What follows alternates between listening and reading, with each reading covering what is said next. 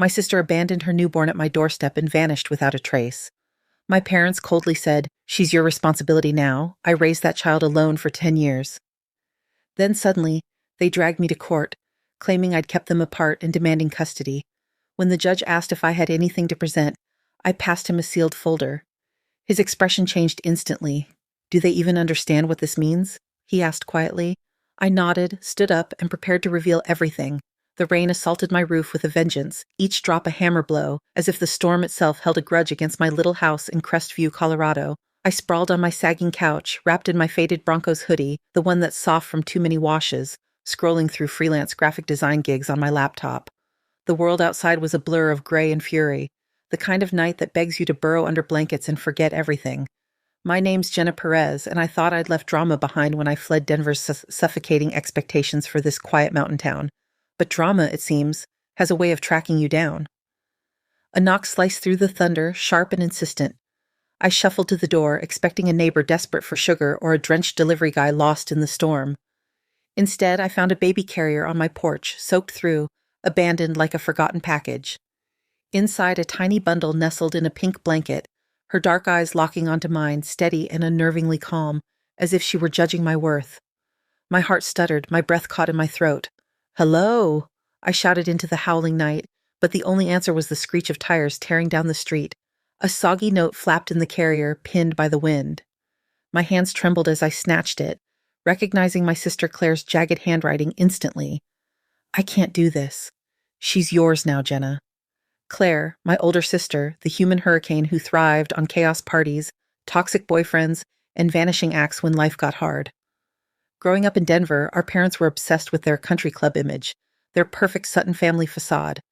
Claire was the rebel, always in trouble, while I was the quiet one, sketching in my room, desperate to stay invisible. I'd moved to Crestview to escape their judgment, their coldness, and Claire's endless messes. Yet here was her baby, left in the rain like a discarded toy. I dragged the carrier inside, my tiny living room shrinking under the weight of this moment. The baby didn't cry, which unnerved me more than screaming would have. She just watched me, her gaze heavy with trust I didn't know how to carry. "Okay, Jenna, think," I muttered, pacing past my cluttered desk where half-finished logos battled for space with dying houseplants. I hadn't known Claire was pregnant. She hadn't called in months, maybe a year. My mind spun call the police? Our parents? The thought of dialing them twisted my stomach into knots. They'd disowned Claire when her addiction spiraled, and they'd always seen me as a disappointment for choosing a bohemian life over their polished world. Still, I grabbed my phone, fingers clumsy, and called my mom. Her voice cut through, sharp as ever. "Do you know how late it is?" "Mom," Claire left her baby on my doorstep. "There's just a note. I don't know what to do." Silence, then her icy reply. "Well, Jenna, I suppose she's your responsibility now." "What? Mom, I can't—" "Your sister made her choice," she snapped. "We can't have this scandal getting out. Handle it quietly. Put Dad on." "He's asleep. Don't raise your voice at me, Jenna. This is why Claire couldn't trust you to handle things properly. Be discreet." Click. The line went dead. I stared at the phone, then at the baby, who let out a soft snuffle as if reminding me she was still there. "Just us, huh?" I said, my voice trembling. I was 25, barely keeping my freelance gigs afloat, and now I had a kid. Panic clawed at my chest, but those big, trusting eyes kept me moving. I found a YouTube video on newborn care, grabbed my keys, and raced to the 24-hour pharmacy for diapers and formula, leaving her alone for 12 agonizing minutes. The whole drive, I pictured her waking up, crying, with no one there. When I returned, she was still asleep, and I sank to the floor, shaking, whispering, "We'll figure this out. I promise." The next morning, I called in sick to my part-time retail job. My boss wasn't having it. Family emergency doesn't cut it after probation. I lost the job a week later, my savings dwindling as I bought bottles, clothes, and a second-hand crib. The only paperwork was a half-filled birth certificate application listing December 21st as her birthday, winter solstice, hope in the darkest time. So I named her Leah, my little light. During a middle-of-the-night feeding that first week, I whispered, "I have no clue what I'm doing, but we'll get through this together." I didn't know it then, but that promise would shape the next decade of my life and spark a fight I never saw coming. 10 years passed in a blur of sippy cups, school plays, and late-night design deadlines. Leah grew from that silent bundle into a spitfire, gangly legs, paint-splattered hands, and a laugh that could light up our tiny Crestview house. I traded my Denver dreams for this small-town life, freelancing from my cluttered home office to be there for her first steps, first words, first soccer goal. Every crayon drawing on the fridge, every bedtime story on our sagging couch felt like a victory. Leah wasn't just my daughter. She was my salvation, giving me purpose I'd never found in my parents' world of polished surfaces and empty promises. But one afternoon, as I tweaked a logo for a client, a sharp knock rattled my door. Leah was at her friend Mia's for a sleepover, and I wasn't expecting anyone. The knock was too loud, too demanding, twisting my gut with unease. I opened the door, and in the world tilted. There stood Claire, looking like she'd stepped out of a magazine designer coat, flawless makeup, not a hair out of place. Flanking her were our parents, my mom's face set in her familiar scowl, my dad staring at his shoes. Behind them, a man in a slick suit clutched a briefcase like a weapon. "Hey, Jenna," Claire said, her smile all teeth, no warmth. "We need to talk about my daughter." The world spun. I gripped the doorframe, my voice steadier than I felt. "Your daughter? You mean the one you left on my porch in a storm 10 years ago?" Claire's eyes glistened with tears that looked rehearsed. "I was sick then, Jenna. I've changed. I'm sober, successful. I want her back." The suit stepped forward. "Miss Perez, I'm Richard Langston, attorney. We're here to discuss custody arrangements for Leah." Custody. The word hit like a punch, but beneath the shock, a fiercer instinct rose a mama bear's rage honed over a decade of love. "You're not coming in," I said, blocking the doorway. "And you're not discussing custody of my daughter." "Our daughter," Claire corrected, her voice syrupy. "Let's be civil, Jenna." "Civil?" I laughed, bitter. "Like abandoning a newborn in the rain is civil?" My mom stepped forward, her pearl necklace gleaming. "Jenna, stop being dramatic. Your sister's trying to make things right." I dialed Christopher Caldwell, my best friend from college and a damn good lawyer.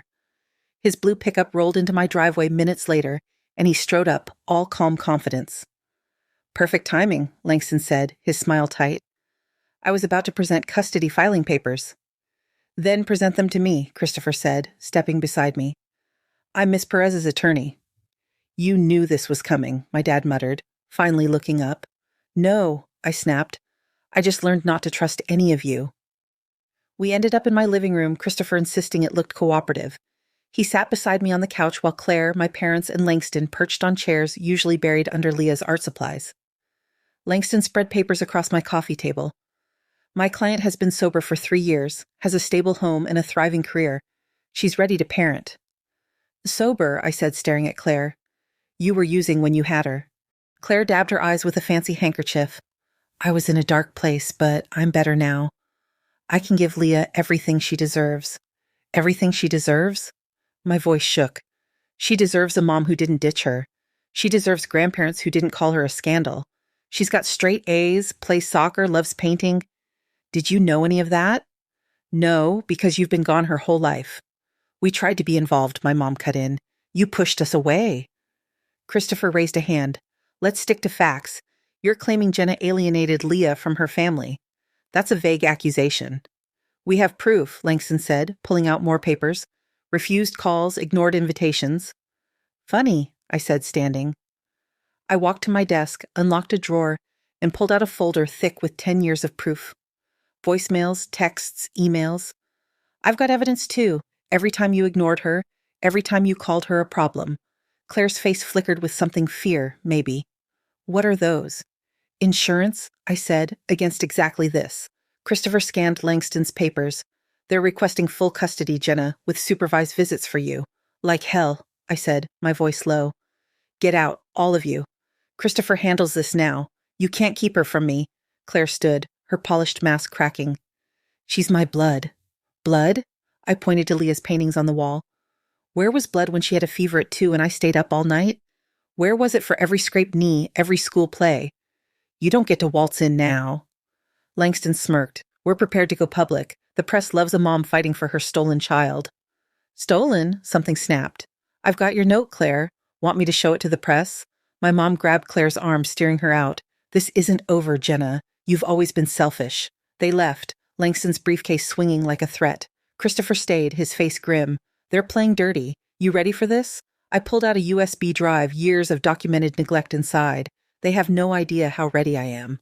The next few weeks were a blur of late nights and whispered fears. I'd tuck Leah into bed, her galaxy pajamas glowing under the lamp, and she'd ask, "Mom, is everything okay?" I'd smile, brush her hair back, and say, "I'm handling it, kiddo."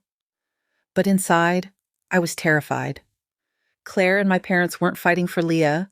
They were fighting for a $2 million trust fund my grandma left for Claire's firstborn, accessible only if they controlled her custody. It was never about love. It was about money. Christopher set up shop in his cozy Crestview office, papers and coffee cups piling up. Marcus Tate, the private investigator he'd hired, was a gruff ex-corporate guy who'd ditched Denver to dig up truths. "Your sister's been busy," Marcus said, dropping photos on Christopher's desk. Claire at fancy Denver galas, yacht parties, exclusive clubs, timestamps spanning all 10 years I'd been raising Leah. She didn't look sick or struggling, just carefree, unburdened by the daughter she'd abandoned. "There's more," Marcus said, sliding over my grandma's will. The clause was clear. The trust fund went to Claire's child raised within the Bennett family. If I kept Leah, they got nothing. "Found Derek Voss," Marcus added, "Claire's fiancé. He's willing to talk, fed up with her and your parents' schemes." "Set it up," I said. "I want everything." That night, Leah came home from Mia's, her face serious. Mia's mom said something weird. Asked if I was okay if I needed to talk about my real mom. My heart froze. "You're my real mom, right?" I pulled her into a hug, breathing in her strawberry shampoo. "Always, baby. No matter what anyone says." She showed me a drawing us holding hands, surrounded by a heart, best mom ever in her careful script. I pinned it to the fridge, my throat tight. The next day, I met Derek at a coffee shop outside Crestview, Marcus recording discreetly. Derek, polished but nervous, fidgeted with his cup. "Claire doesn't know I'm here. This custody thing wasn't her idea. Your parents pushed it after finding the trust fund clause, offered to pay for our wedding if she went along." He laughed bitterly. "It's about money, always is with them." The courtroom in Crestview's county courthouse felt like a cage, all polished wood and stifling air. I stood beside Christopher, hands sweaty, watching Claire, my parents, and Langston file in, oozing confidence. But I wasn't the scared 25-year-old they'd left to clean up their mess. I was Leah's mom, armed with a decade of love and evidence. Judge Helen Carter took the bench, her eyes sharp. "Before we proceed, Mr. Langston, were you aware your client met with me last week?" Langston paled as she held up Marcus' photos. These were sent to the ethics board. Now, let's see the evidence. Christopher presented Claire's note, voicemails, text, my parents' cold dismissals, Claire's promises to send money. Witnesses followed. Gloria, the housekeeper, with documents of their trust fund scheme. Mara, the neighbor who saw Claire abandon Leah. Derek, exposing their motives. I faced Claire, my voice breaking but steady. What's her favorite color? What's she allergic to? What sport does she play? She had no answers. Judge Carter's ruling was swift. Custody suit dismissed, investigation ordered, restraining order issued. Relief flooded me as my family's facade crumbled. On the courthouse steps, I breathed in the crisp Colorado air. "It's over," Christopher said. "No," I replied, thinking of Leah waiting at home. "It's just beginning." Back home, Leah sprinted to me, eyes wide. "Is it really over?" I hugged her tight. "They can't take you away." That night, she showed me legal forms she'd printed at school.